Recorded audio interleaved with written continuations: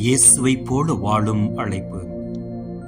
தூய Assisi Francis தனது வாழ்க்கையால் சொல்லிக் கொடுத்த மிகப்பெரிய உண்மை இது.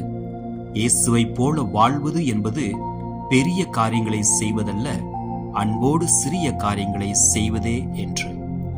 அவர் செல்வம், பெருமை, உலக இன்பங்களை துறந்து ஏழைகளில் கிறிஸ்துவை பார்த்தார். அவரின் வாழ்க்கை ஒரு அறிவிப்பு.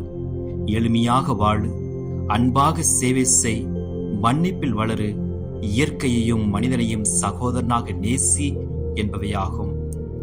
இன்றைய சிந்தனை: நம்முடைய வீட்டில் அன்பு இருக்கிறதா? நாம் ஒருவரை ஒருவர் மன்னிக்கிறோமா? எளிமையாக வாழ முயற்சிக்கிறோமா? இயேசுவை போல வாழ்வது தேவாலயத்தில் மட்டுமல்ல, நம்முடைய வீட்டிலேயே ஆரம்பமாகிறது. ஒரு நல்ல வார்த்தை பேசுவோம், ஒருவரை ஒருவர் மன்னிப்போம், ஒரு சிறிய உதவி செய்வோம். இதுவே இயேசுவை போல வாழும் நடைமுறை. ஜெபம்.